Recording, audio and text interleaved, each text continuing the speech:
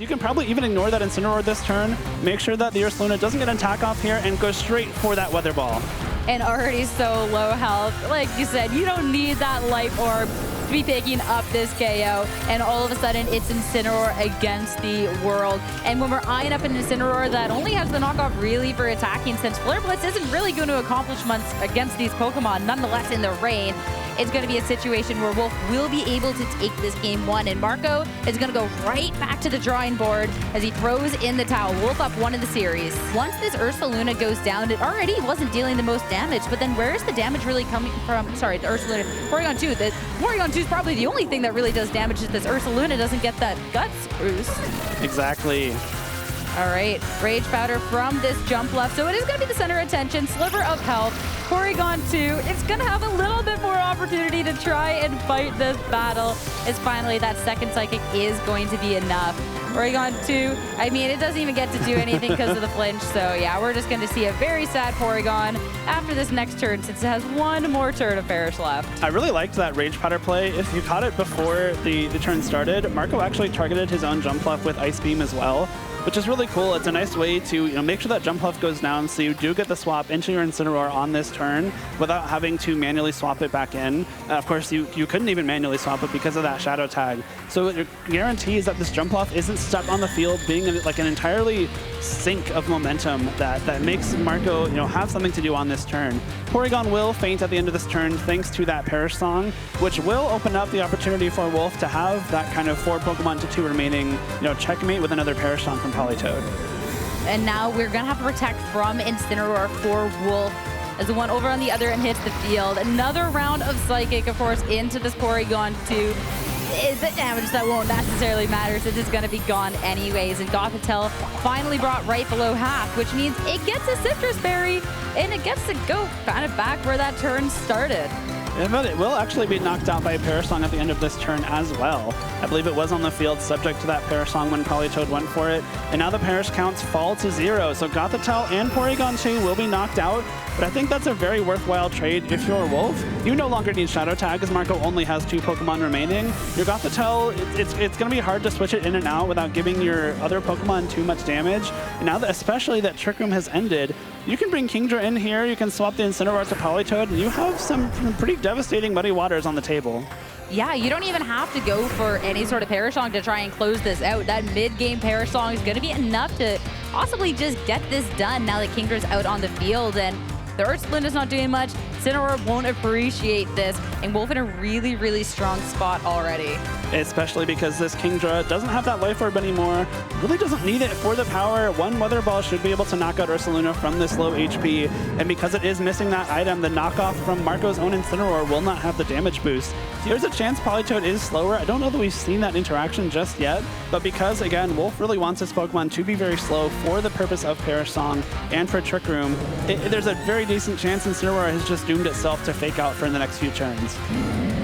We've seen this Politoed underspeed so much in this match, but it seems like a Trick Room that had to happen to have any opportunity to try and make sure this Parish Song wasn't going to be happening. Maybe like a, it's done if you do, it's done if you don't, but now it's going to be the Ghost Terralization to at least try and set this Incineroar up for a little bit more success. Now we'll have to see where the speeding's going to be coming on out. Knock off into Politoed. No Parish Song for Wolf. No Politoed, and 2 Pokemon left. Thankfully, that Incineroar is faster for Marco, so a really important break there. Terra Blast into Gothitelle is not enough for a KO, which means Gothitelle does have the chance to Psychic this Porygon for a little bit of damage. But with Kingdra coming in, already having taken so much damage, that special defense drop, though, could be a little bit important. Yeah, when we're looking at this we're looking at this Kingdra, and we're looking at a Porygon 2 that you kind of need to be sticking around. This Kingdra is, now that this Trick Room has been reversed, it does have the Swift Sim, so it's going to be fast. And it does have that Stellar Terralization too, so something like a Draco Meteor into that Porygon 2, would that be enough after that drop? It might be enough, but then you just leave this Incineroar alone, and if you do, then it probably just knocks off your Kingdra for a KO here. This is actually, I think, a more strong position for Marco in this scenario, because I don't know that Wolf has the offense left, especially considering this Kingdra, has to go for these Muddy Waters now. That's a double connect, though, onto this turn. Neither is going to be super effective. Both will be hanging on through that. The Kingdra so much damage with this Muddy Water in the rain. We'll have to see that swap as terralization coming on out. Before, we've gotten to see that it was the Kingdra for the stellar terralization, but it's going to be Marco into that ghost type. Make sure that you're going to try and survive this hit at any edger. Now, Weather Ball instead. We're not going to worry about accuracy checks. We're going for one Pokemon and one Pokemon only, but not enough to pick up the KO. Huge burst of damage there. Incineroar will be able to eat its Citrus Berry to heal up some of that damage, but it still lost so much HP, and now it is in a space where it really can't swap into moves anymore. We get to see terralization from Wolf.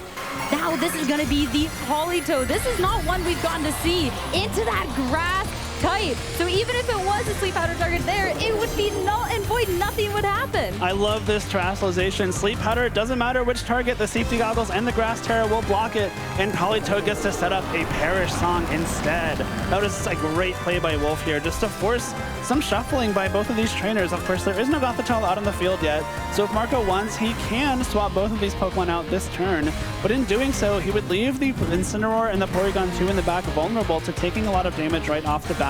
And of course, we have the option for Wolf to go for that fake out with Incineroar this turn and prevent any damage coming out here, but I really love that play. Terra Grass means you're resisting those ground type moves as well, and this jump buff really doesn't have a whole lot to do anymore. Incineroar is going to be swapping out on this turn, so Porygon 2 coming on out yet again, consistent with the attacks, and no switch for Wolf.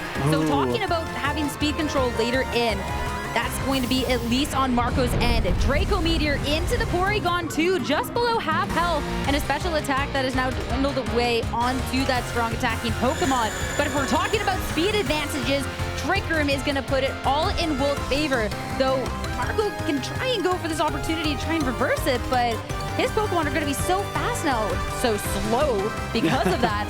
Thanks to that Tailwind. And because the jump up is locked on the field here and does not have Protect, this is a prime opportunity to try and double target it with this Gothitelle and Kingdra's Psychic and Draco Meteor. You did have to take that -2 special attack drop with the first Draco Meteor, so I don't know if it will be enough.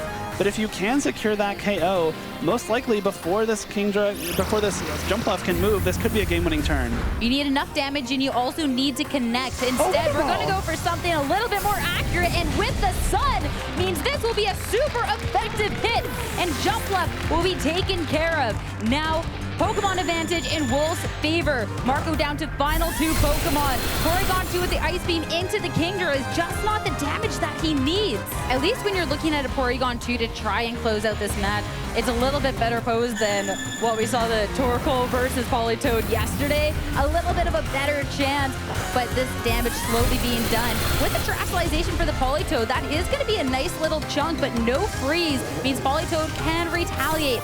The Weather Ball, again, consistent. The critical hit, bringing it down to 5 HP. Just a sliver away from closing this out. And if there was any chance for Marco to win this game, I think it just evaporated. The Twisted Dimensions returned to normal, and since Politoed acted last on the prior turn, it will go first on this next turn. So Weather Ball, Politoed, the last little bit of damage, and with that, Wolfe Glick, a historic 10th